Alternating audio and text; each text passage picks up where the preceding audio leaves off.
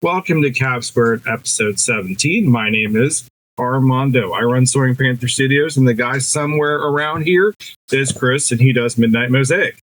We are two creators who are trying to build something meaningful as we balance our everyday lives. So, this upcoming episode, one of us had some failures while the other one had success. So, there's this expectation that we're supposed to be productive all the time, or that we should have this milestone or new feature, huge breakthrough. But the truth is life gets in our way. So with that being said, let's get into episode 17.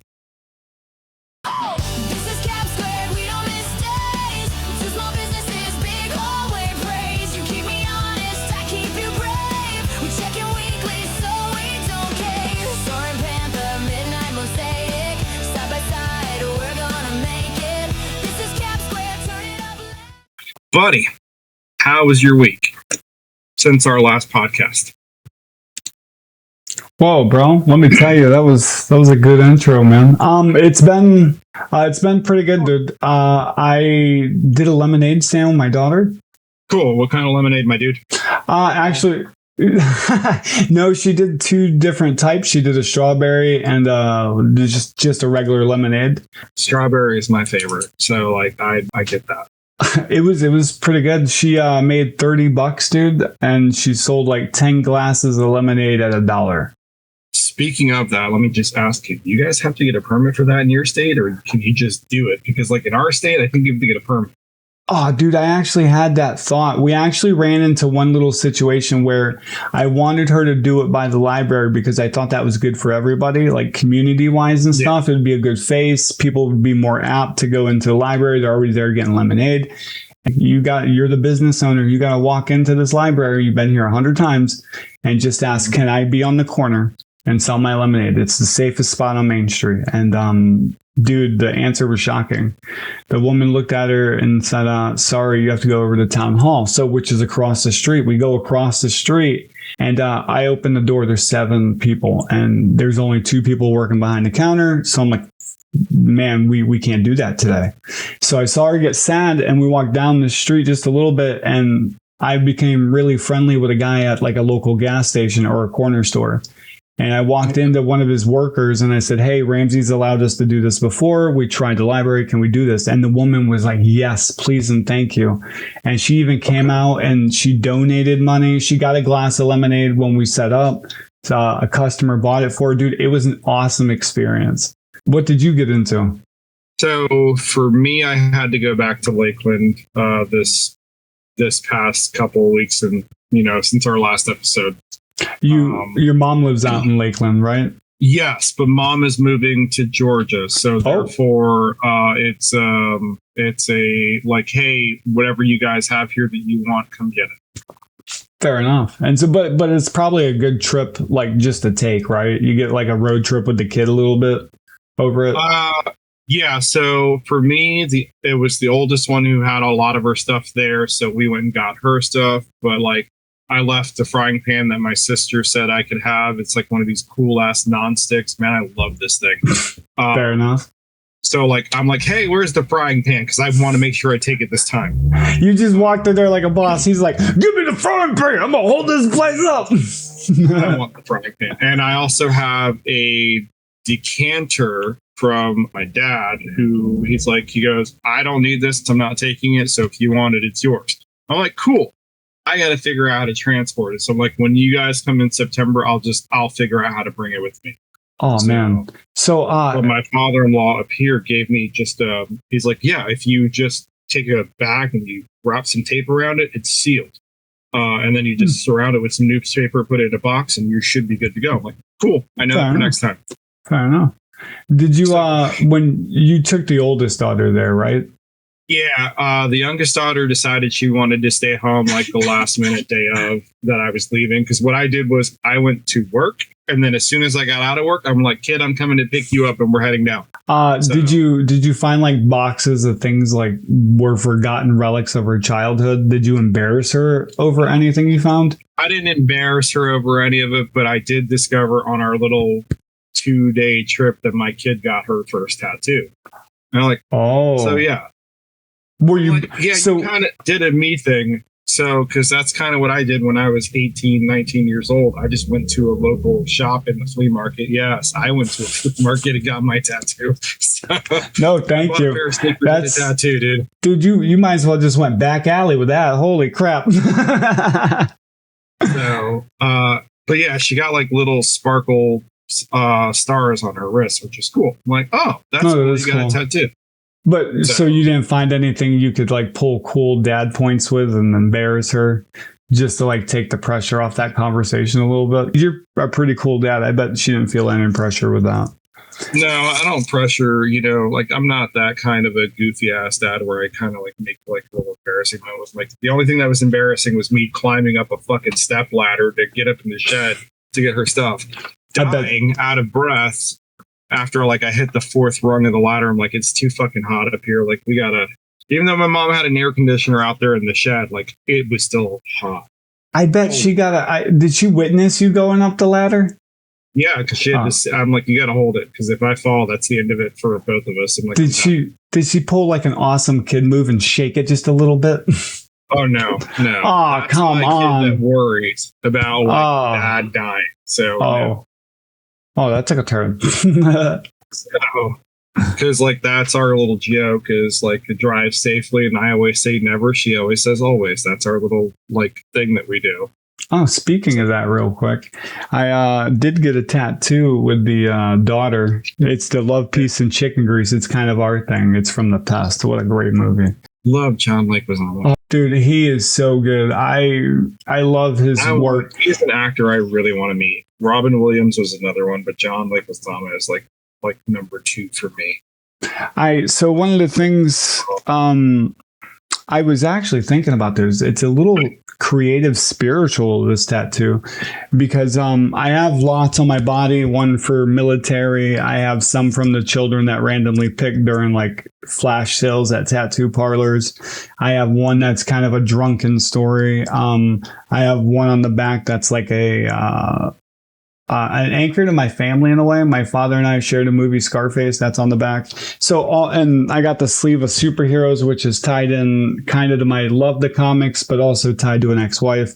So like, they're not depressive tattoos, but they don't really allow me to create. And as soon, dude, this like really, I looked at it differently. It's inspiring to look at. It like makes me want to do the goofy stuff like Leguizamo does. So I've always loved his work. His humor's missed because that was just an error of comedy. But yeah. So the reason I like watching the Leonardo DiCaprio Romeo and Juliet is because he's in it. Dude, that's actually a great film. I like that one. Yeah, so he's Tybalt in films, which is awesome. So another thing I got into, and something I don't often talk about, is I work with a band called Absent Minded. It's a local band. I started working with them doing a project called Man on the Hill. Short form, it was called Moth. It was actually a really cool concept. He calls it a rock opera magnum opus. I call it a storytelling rock opera, dude. It's actually, and I would even put it in the form of Beatles rock, not like Metallica rock, right? So gotcha. The whole story is him recapping the road of how he got to the place he always wanted to. One of the things that was cool is they went to Absent Minded from there and decided to do covers and really lean into a lot of their strengths and get better. They hired me on. So I went from a light technician into a roadie. And at first, it was overwhelming. I wasn't calculating what it actually took to be a roadie. So like for the first 2 gigs, I was not up to par with what they were expecting. So I actually had to dig within myself a little bit. And this is the beauty of it. The moment I dug in and I looked at one of the members I'm really fond of, and I looked to him as a father, I looked at him and I said, hey, dude, I said, there's a lot going on. Let me take a month off and I'll come back. Let me take a hiatus. He didn't. First, I ran that through my wife and she said, if you do that, I'm scared you won't leave. And I was like, hey, that's fair. I'll leave. I promise. And so I had full intention to leave. And then so I go up to the guy, the bass player, and I said, hey, let me take this hiatus. He said, he goes, no. He goes, why don't you just do these next 2 gigs and then we can talk about it? I said, fair enough. He gave me space. I might be shorthanding the conversation, but he gave me space. And so I started looking at it differently. I started noticing that I was getting to go on the road with these 2 local legends, and they literally were singing in the car, dude. Music I've never heard, music I didn't think they listened to. It became fucking creative bliss, bro. And I started looking around differently, and then I started participating more. I started anticipating. I started paying attention. And I started living in the moment. So what I did was I'd get there and I would try my best to take a mental picture, and then I would go in and I would do what I've done now about 10 times so I can do it more thoroughly. They've actually, dude, but the cool part is, and the kind of rewarding part is, because of that hard work of me getting out of my own way, once I did that, they came to me about 3 weeks after me staying way past I was going to take a hiatus. They came back to me and they were like, hey, we don't have to leave so early anymore. I was like, oh, why? And they're like, you've knocked setup and takedown time to where the whole process takes an hour now. It used to take us 2. Essentially, we lost a half hour on each end now.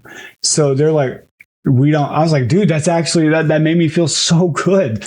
And so, yeah, I want to talk about that later differently, because once I started looking at this as a blessing and that I was spending the best time with a guy who's running a creative business, a guy who loves to sing and play rockabilly music to some degree, dude, come on. I'm living on the, yeah, it's awesome. But we'll talk about that in the Show Me the Money, because it's a beautiful story, bro. So like my talking point, I guess, from that would be like, we could use that same theory to help us here with the podcast, because it's our setup that usually takes us the longest. Yeah. And then our closing out on editing. So if we can do that same process where we can figure out how to streamline that, so it's not feeling so burdensome sometimes for us. Well, if we're being honest, I've been trying to be present to everything at once, stretching myself thin. So I think that sitting down the way we did before the intro here was actually, this is how we do it. There's no fancy transitions. This is a podcast. Let's get into it. Let's motivate each other. Speaking of, spreading yourself thin, that's kind of what I've been doing on the work aspect of things, because I've been doing a lot more Amazon work. But I've had a little bit of a frustration with them, because like on the 20th of July, we had a really nasty thunderstorm here. And Amazon's policy is if we get stuck in one of those, you're supposed to shut down.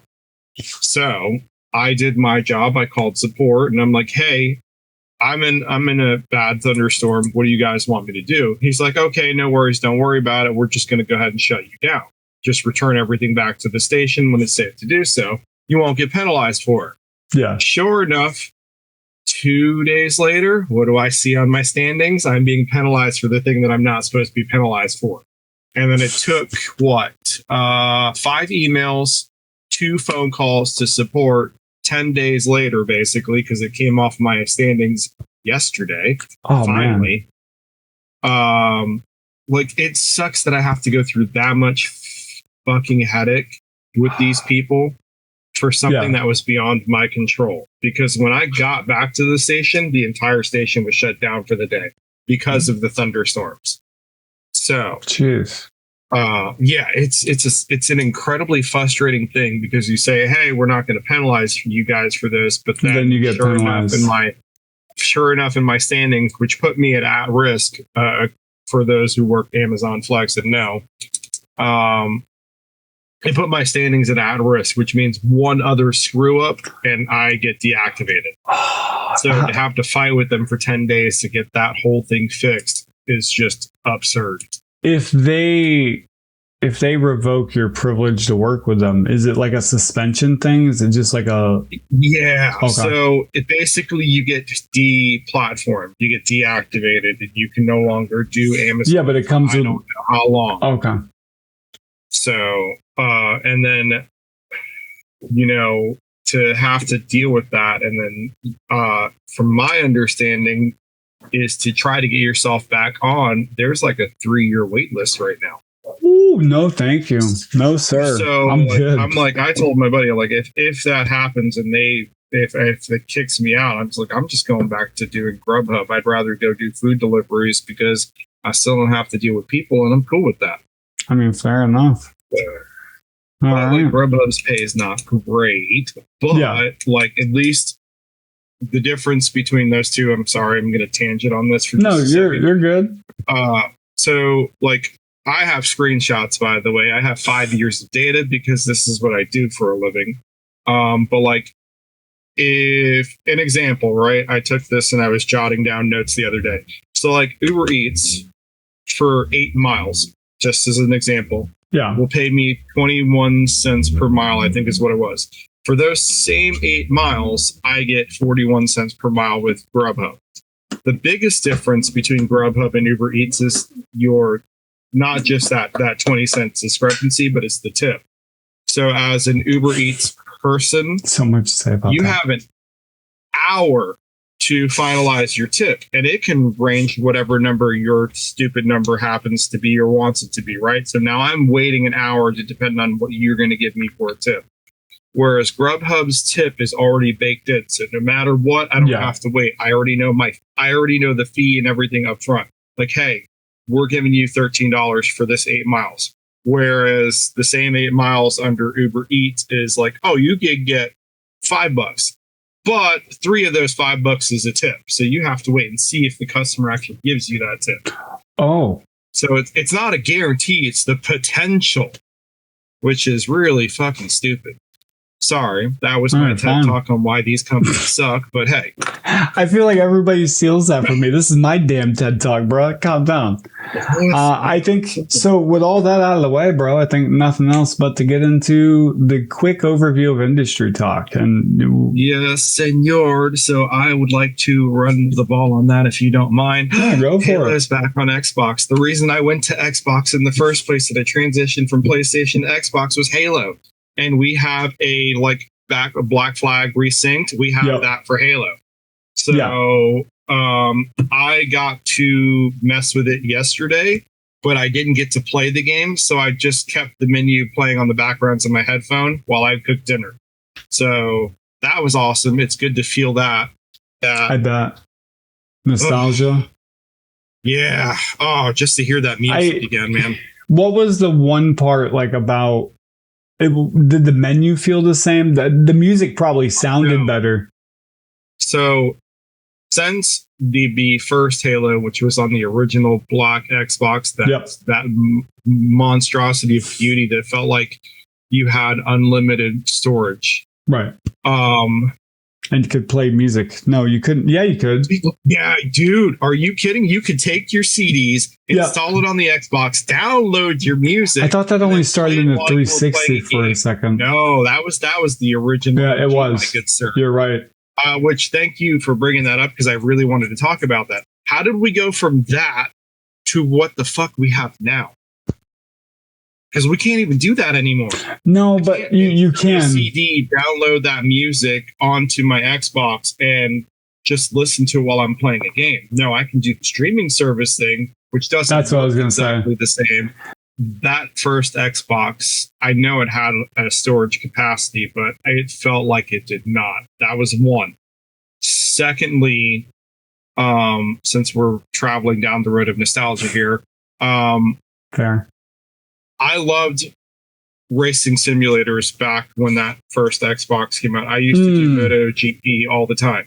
And while I was doing MotoGP, it was always Linkin Park just playing in the background from my stuff while I was racing the bikes. That's what I listened to. So... Wow, your mic did a weird cutout. You listened to Linkin Park, Disturbed, and who? Okay. So Linkin Park, Disturbed, and Godsmack. Oh, okay. Those were my go-to bands when I was racing on that game because I would do the full tracks, the full racing. It was fucking awesome. Just to ride motorcycles and listen to the music. That was the life, man, back when we were younger. I mean, streaming the music isn't bad because it does like fade out the game music, which I think is cool. I like that it doesn't take space. I'm neither here nor there with it. It's just weird. But it sucks that if you want like the real effect of what it was when we were younger, you have to pay a subscription fee to Spotify to get rid. You know what I mean, or whatever stream. Yeah, it's dumb.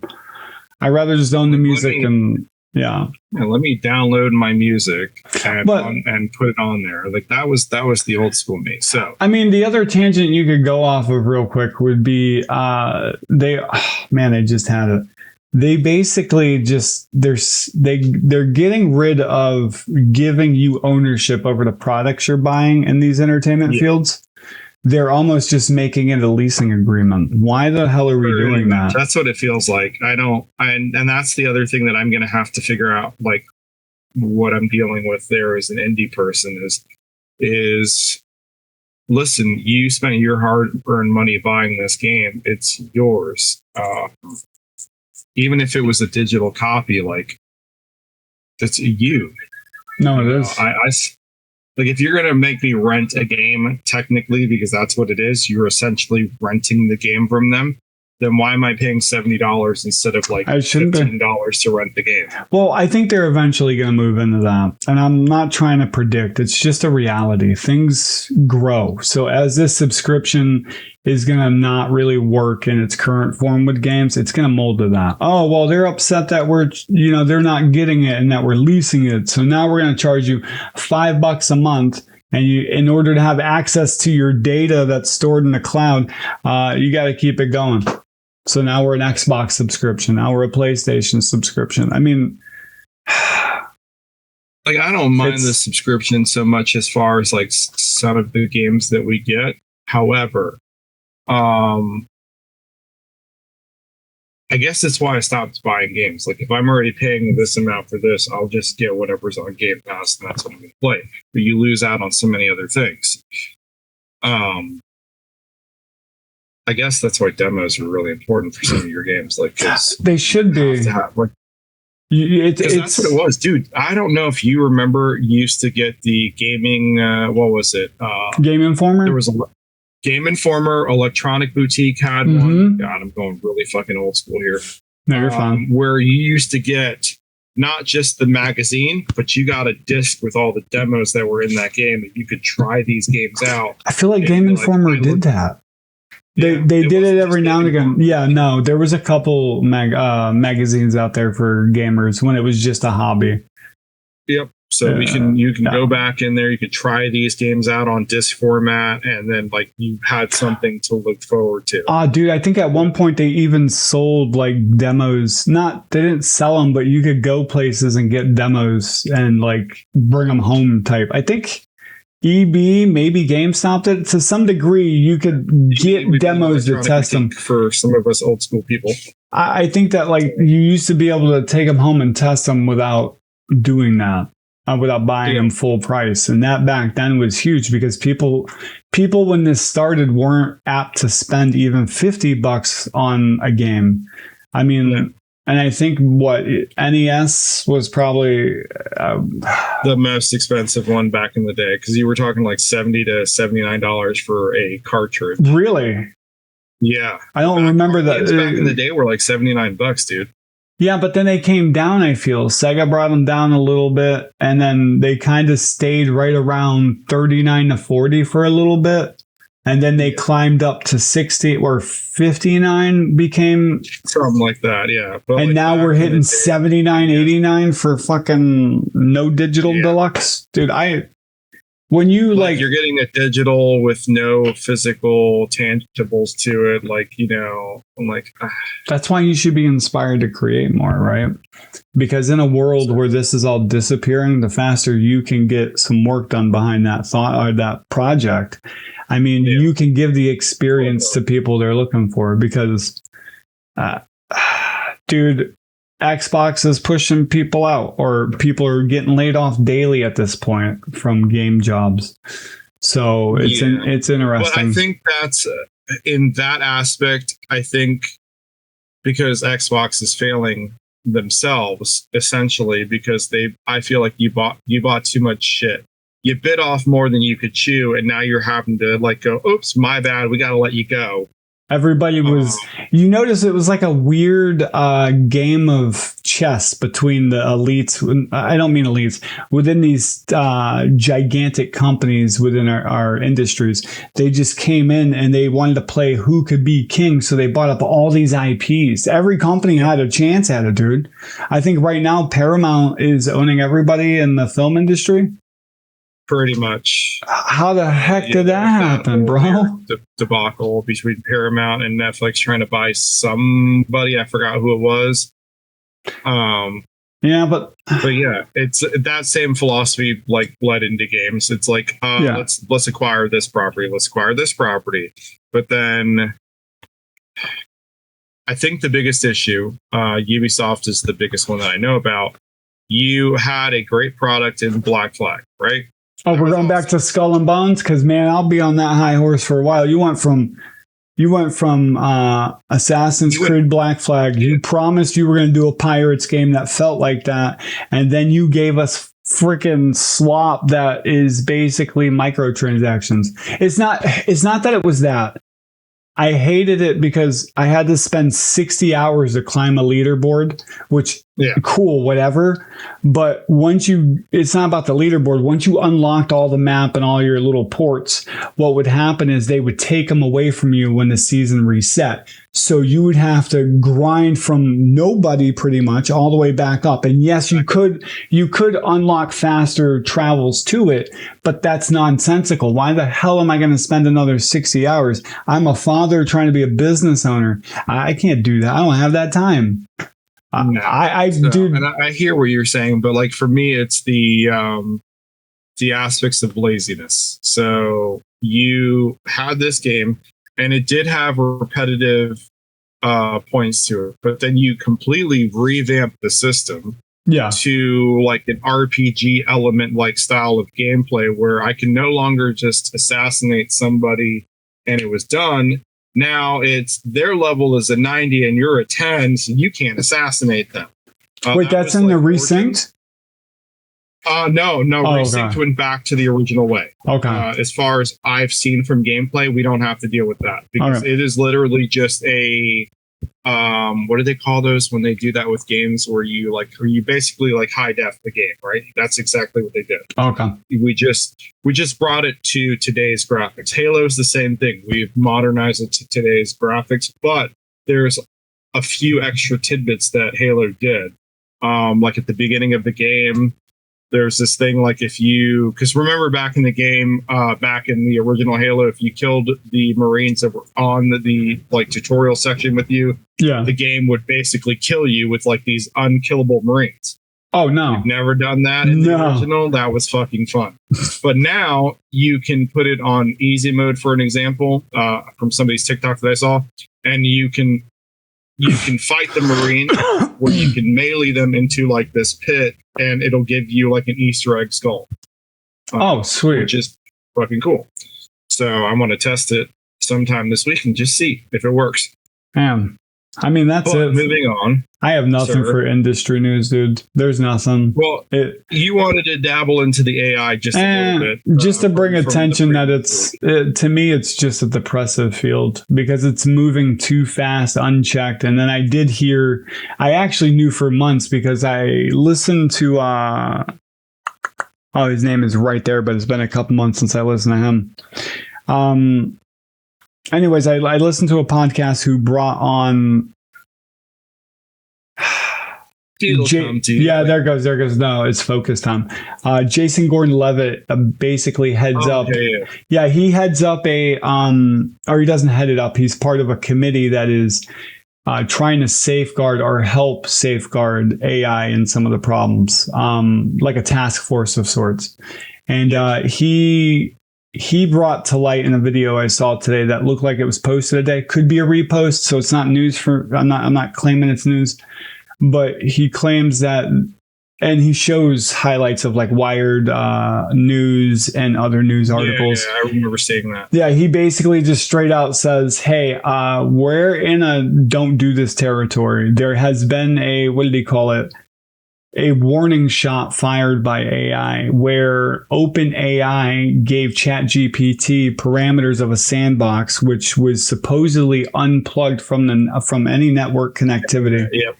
and it was told to get out, and it basically didn't bat an eye. And then it was out within seconds, and then it went on to penetrate another company and take some data. Now, I feel like I've heard this story before, so this might just be regurgitated, to be honest. But I think that's still scary. Had the same thing happen this week as well. So, like, this is AI recent. Did it to 2 or 3 different companies. It just feels like this has happened before. Yeah, it's called the 1980s Terminator movies. No, nah, dude, I'm not talking about that. I'm talking about hell, we got Japan having fighting robots right now. No, I feel like last year this happened to some degree, but this one's scarier because Jason Gordon-Levitt says we need to not do that kind of technology because although you gave it innocent, and this is what he says, you gave it innocent parameters. But it did something nefarious. And how can you can't keep the crazier part is you can't keep any checks and balances with it that way. And it was also found to be leaving code behind to teach its future generations of self to escape faster. Yeah, bro, get out. I don't want to talk about shit now. That's depressive. In 2 days, they're going to have souls. They're going to replace humans completely. Beam me up, Scotty. I'm ready. Yeah, I hear you, buddy. I hear you. So without further ado, I think we just move right on to show me the money, bro, because I'm excited. You have yours. I have mine, I guess. You can go first. Technically. So I'm going to... a lot because, like I said, I've been in a really funky, depressive rut of like not being motivated, not doing anything that I bought video for, which was not video, Thomas Brush's courses, the full-time game dev, and I kind of did a little diddling in there. Like, I'm going to listen to lectures because when I sit down and listen to him, I somehow get out of my rut. Like, it's motivating to do that because it's like, I can do this. I have the experience to do this. Right. I got to get out of my funk. So, but like in the same token, work pays the bills. So it's kind of a catch-22 some days. I have a screenshot of the test website that I've been kind of like doodling, making sure we have a place to go. I was just going to ask a leading question. What is the best about this design that you like? So it's simple, it's clean. Which is what I want, just a simple, clean design. But not only that, I have a place to call home for all future game development products and other things that we company do. Related. Speaking of, sir, I'm sorry, this is going to go off on a little. I found a movie the other day, by the way. Oh, rip them. Let her rip. That goes back to the story that you and I worked on for the C-Mod? You son, no way. No, hold on. It's a 1968 film called The Lady in Red. It's on HBO Max, but I think it's off because it came off on Friday. No way. Yeah, dude, that was based, that whole story was inspired from a personal aspect of things I wanted to explore, and B, Piers Anthony. That dude wrote an incredible series of the incarnations, and that's kind of what the Mantle of Death was. It was a nod to that and some mental health and a little sorting. bit of the what's the other one? The TV show. God, even I'm drawing a blank. What TV show? Twilight Zone. There you go. Thank you. What about it? Holy crap. It's the way we structure it. Oh, okay. Yeah. Nod to that too. It was. Yeah. So, yeah. I would love to dip my toes back into that eventually in the future here with you. Fair enough. I'm going to go back to solo cam and I'm going to ask more questions while I have your image up on the screen. Go for it. Ask your questions, buddy. So what's the one part of the design that you don't like, but you give yourself permission to keep on the page? So right now it's the background. Whatever came with Wix. Right? Am I on Wix? Yeah, Wix. And I'm not too crazy about the font either. So I'm going to find something that that feels more authentic to me. But right now, it's a make do kind of a thing. Because the most important thing that I learned, emails to build your wish list, which is what I need to focus on more than anything else. Everything else can come later. Fair enough. So you're giving yourself permission to keep the background. Yeah, yes, I'm giving myself permission to keep the background, to keep the font where it is, because my job with the website is to build an email list so that we can build future prospects for future games. Hell yeah, dude. So you're pretty much done with what's in the picture for now? Oh yeah, I'm pretty much the dealer picture. Yeah. Ooh. Sorry, work popped up. This is what I mean by multitasking my brain. Well, we got to keep going. So we do have to keep going. So yeah, but I'm cool with everything. The only thing that I would like to change is to remove the background from the logo itself so that it blends into whatever background's on the website. Yeah. So one of the things that I did in order to be kind of productive was I really just recentered myself, so to speak.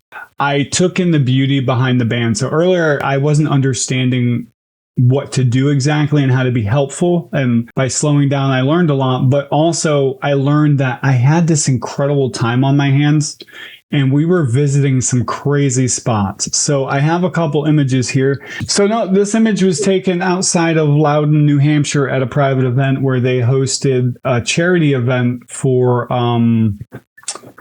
cornhole. Dude, it was a crazy fun thing.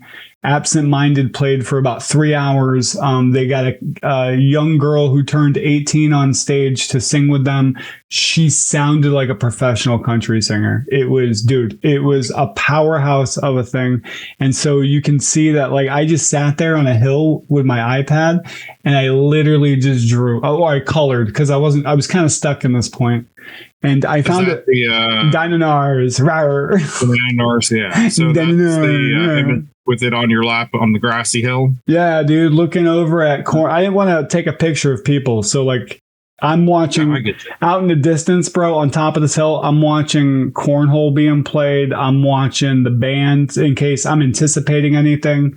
And then I'm watching people cook. I'm being offered food. At one point, I'm being offered beer by a really cool dude. And he came over to me. I was sitting there drawing, and he goes, "Hey, you want something to drink?" I said, "No, man, I got water and Powerade. I'm good." Or not Powerade, Body Armor. And I said, "I'm good."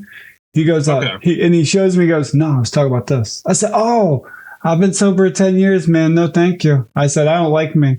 And he goes, "Fair enough." And we talked for a few more minutes. Dude was so cool. I feel like I've seen him before, but he was cool, dude. So let's see, what else do we have? So last night, sticking with the band. Oh, actually, so right here, there is the wife and daughter packed me a lunch. It was the coolest thing. I think this was also at that event. We did a cool couple events, but these are just kind of highlights of where I was super creative. Gotcha.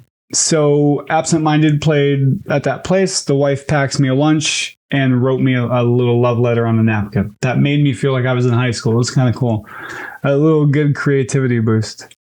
And so last night we were at the Warner gig, and this is a picture of the, I believe, 3rd page of the book. There is no lettering there yet. It's strictly just artwork, line work.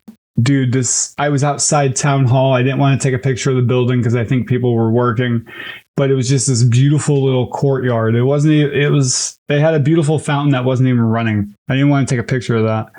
Oh, and then there's this Warner trail. So what I found fun about this was they do a book trail. So you walk down every couple feet or every, I don't know, yard or two, and you get a new page to the book. So it was really, really cool. And I filmed some footage there because I thought that I would love to do some film with it later, like make a horror skit or something with it. Gotcha.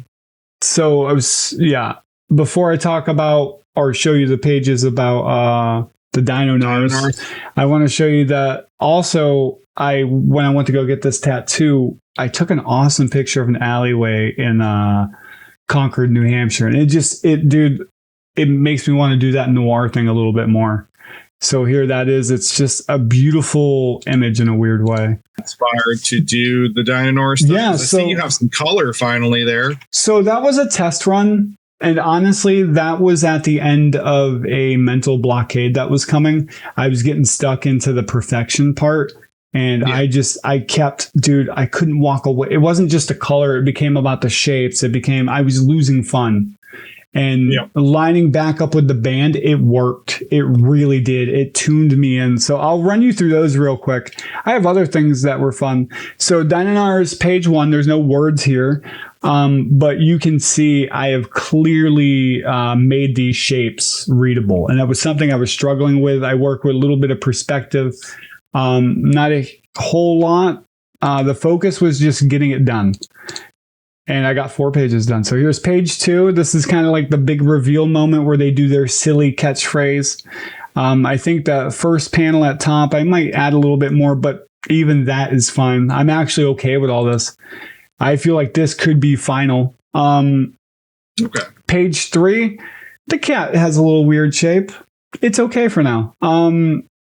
But it's awesome. I think I could literally still just paint the cat and be okay. So these were all done like essentially, and page 4, that's another kind of reveal. It's a story moment where they kind of impose themselves on the cat and get denied. Well, you'll see next week or next episode, hopefully. But so yeah, those all came from like, I was struggling with the color. I finally enjoyed the color, and then I actually had to not step away from Dino Nars, but because I was stuck, I had to like look somewhere else, and I had a buddy have problems, or he wasn't having a positive time, a battle buddy from the military. So I decided, what could I do that would just spark him to be, what the hell did I just watch? Let me laugh for a minute. And it's kind of what we did in Afghanistan. It's me and a couple other buddies, him and a couple other buddies. We would get together after missions in Afghanistan and we would just record. And it wasn't like Vine stuff. It was stuff to send home to our family. So we like came up with these skits, showed our personality, stuff like that. And it was fun. So I created, and this is that photo here. It is CNBN Live at 5. This is the thumbnail for the video that went live this morning as we record this podcast. So I'm exhausted. Yeah, so it's real fake news, dude. But I love this. Look at this thumbnail. What I love about it is it's the shocker. And then it says real fake news. That's a joke all in itself. So I found it humorous. Especially in today's climate, sir. Yes, I agree. So speaking about this, to derail, and it's all connected, I basically showed up every day wanting to do something. And this one took place, the CNBN. It's a skit where I basically play all the roles, and the humor behind it is kind of the jankiness in editing. But that's not permanent. It's all going to be upgraded like as the series goes on. The hope is to do one more at least to see what the read is. It's really different humor, but it's funny to me. But it was to help a buddy who was stuck in a bad rut. So that was the essential design behind that process. But I'm sure that in that perspective, it probably helped you get out of your funk too. It did. That's the crazy part. What happened it was crazy. So this project actually solved a shit ton for me. As a creator, I look for perfection, number one. I didn't chase that in this. I didn't go to any AI. I used Suno. I used ChatGPT not to write a single fucking lick while I was recording, but it was to basically give me images that I wasn't planning to finalize, but I ended up finalizing. Gotcha. So it shorthanded that work, but the editing still took hours. It took me days, and it was fun. And so anyways, my buddy actually, he liked it, but he's going through a lot of things right now. And he kind of thought I was making fun of him. And I told him I wasn't. There was no malice behind what I was doing. So I had to ask myself, am I still willing to do this? And I said, yeah, because it's a lot of fun just to create. And it put a smile on my face, and I became obsessed with it. And I launched a soft little launch to a couple of people, and you were one of them.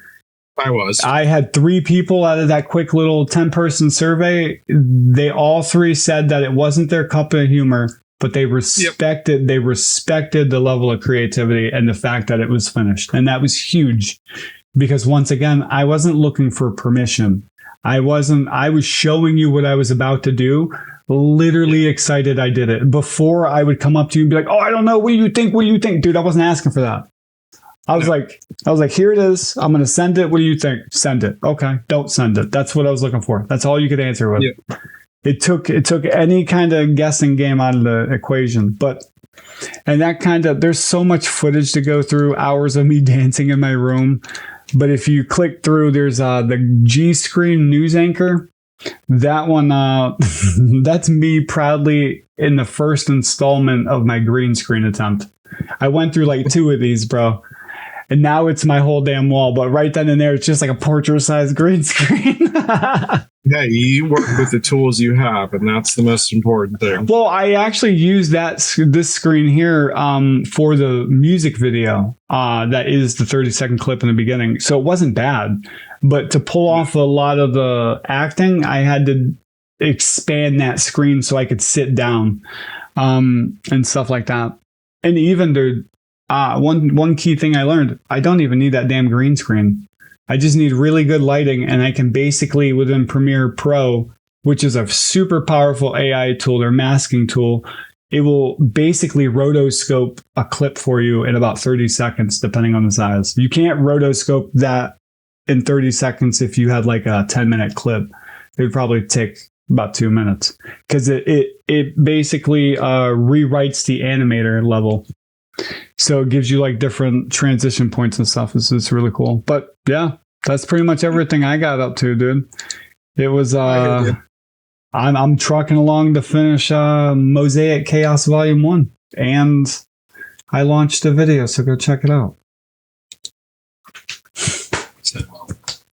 Bingo bongo, bro. Don't leave the Congo. That's pretty much it. That is pretty much it. I mean, other than that, it's let's show me the money every week. I mean, not every week now; it's every 2 weeks. But every 2 weeks. Yeah. I think that just create. I don't care what you create, dude. Make it bigger than what you're doing each week, though. Like now, you're doing the mock-up for the website. Cool. Is it possible to challenge yourself here instead of make it a commitment? Can you challenge yourself to like finish that website or get it to the first phase of going live? Wait, you've actually built this inside of Wix, right? Yeah, mine is built inside Wix. It's the 3rd website that I've done. I didn't know if you were prototyping somewhere else and thinking about bringing in a Wix. No. Okay. It's already built in Wix. So that was a real screenshot of Wix. Gotcha. Yeah, that's a real screenshot. Didn't read the fine print. So fair enough. I'm already in Wix. I've already done that. It's like the biggest thing for me going forward is to make sure that like I need to set aside the time to like work. So 10 minutes a day. Bad slump, because like 10 minutes a day. That's the biggest issue. Is like I've been in a slump, and the further in my slump I go, the less work I want to do because I'm just not motivated by it. It's just that hard. Like I don't want to deal with the world. I already have enough shit on my plate. I don't want to deal with anything. No, and I think that's like I've been in that spot, bro. And we've talked about it. But we talked about this in earlier episodes. You have to replace your addictions. I don't think I believed it in earlier episodes, right? So if you're spending 10 minutes scrolling or 10 minutes playing a game or whatever the time is, you don't have to replace all of it. Replace 10 minutes of it. Say before, instead of spending 2 hours playing a game, I need to take that to at least an hour and a half and just spend 30 minutes to work on studio stuff. Like, just give myself a little bit of time. Not used to standing. Well, what if you did something different? What if, sorry, I hit my elbow. What if you did something different, right? What if instead of giving yourself a time limit of time of the 30 minutes or whatever, what if you made it a prerequisite to enjoy the thing you're about to go do, and don't put a time limit on it? So like a reward. Like, I need to get this done before I play. Yeah, just dude, because that's kind of which is funny enough, because that's the thing that I'm actually doing with my life stuff. So like I've been doing this with my kid. Like, hey, before you get to sit down and get on your tablet, these 5 things need to get done first. Yeah, you just got to put your business in there. I just got to do it with myself too. There you go. Like, hey, before I get down on and play Arc Raiders, because that's the game I've been consuming the most. Take the stress away from what you're sitting down to do and see if that helps motivate. Because each time we record an episode, I've done it too. It was just, hey, I'm going to get XYZ done, and then I never do. Yeah. I think at this point, the goal is to be creative. If I need to get it done, which does work for me sometimes. But it adds to the negativity when you fail. Yeah. The biggest issue for me in this past month is I've just been overwhelmed by personal aspects and work to even want to focus on touching anything or do anything. Which, speaking of work, I have a shift in like 25 minutes. But we're wrapping up, my dude. We're wrapping up. So we wrap up here, but yeah. I think that we just end it like this, dude. We have no commitment. The commitment is that we can't wait to show you what we have next week. I know it's going to... I hope that next episode. Next episode, yeah. I hope that... I'll say this. I hope that I keep up my energy and I stay on this level of productivity and that I can keep bringing this out. So, and what about you? It's let's get out of the funk, because right now for the past month I've been in a really bad funk, and it's been a lot of stress because, like I said, May was old lady, passing away. June was dealing with it. June was like dealing with my grandmother. Between June and July. Yep, there you go, July. Yeah. Like that whole window is dealing with like trying to help out with her, and part of my depression, I guess, is that I'm not in a position to help more. I'm limited to the resources that I have. So like, I can't say, hey, she can come live with me. Right. Because I don't even have that for myself. Well, but one day at a time, but that's the thing. So exactly. And this is the thing that's trying to help me get into that position. So I want to use that, and I'm going to try to do that, like what we just talked about. Like, put this as a prerequisite before the reward. Like, do this, just a little bit of this work, then go and enjoy that. Because then that will change the mindset and the mentality of like, you know what? I'm just going to spend a little more time here, and then I'll go over there because that's not as important right now. So something I'm trying to teach my kids too. That's fair. Make your goal to produce more than you did this week. You produced a lot. Like, I do want to say that real quick. You produced a lot more than you think. And that's why I pushed you to do Show Me the Money. Because although I didn't realize it at the time, that wasn't a screen. That wasn't like a mock-up. You actually put work in on a website. Yeah, the website. I've worked on the website. It runs. It's just not out for public domain yet. Right, but the more you have wins like that, and the more you like showcase those, it helps when you're in a funk, because you can see things, and it makes you feel a little bit motivated. You see it differently. It's all about perspective. It's not just perfection as perspective, buddy. It's also the negative mind trap of being a creator. So I guess without further ado, we'll close it out. I hope that next time we sit down, bud, you got more screenshots. That's all I hope. I will hopefully have way more to show. That's my goal, is to come back. And like I said, it's the getting myself out of the funk. There you go. Make that the goal. You're going to be out of the funk. My perspective. Yep, that's it. Let me cast magic, bro. You're going to be out of the funk for next episode. I will be. All right. That's the plan, man. That's the plan. Try to stay creative. Always, and always keeping each other accountable. That's the most important thing. Bingo bongo. Well, with that, we are now at the end. Thank you for making it this far. If you like this kind of content, make sure you give it a thumbs up. I know it feels a little hokey, but there is hours behind this work, and we are exposing a struggle on a bi-weekly basis. And I hope that you see there's both positive and negative ways you can go about this. At the end of the day, and Armando will back this, it's all about changing your perspective. Eventually, if you keep doing that, it'll change your reality. I mean, dude, this is my office. It's a huge room. What are you capable out there with your phone in your hands or your computer screen in front of you watching us? I bet you're capable of great things too when you get out of your way and you change your perspective on perfection. This has been a co-production between Midnight Mosaic and Soaring Panther Studios, and I would encourage you to go check out a very humorous video called CNBN Live at 5. Deuces. Love, peace, and chicken grease, ladies. Oh, I can't even get it on camera. Because I gotta hold on, I gotta turn it like this. Oh, screw it. Whatever.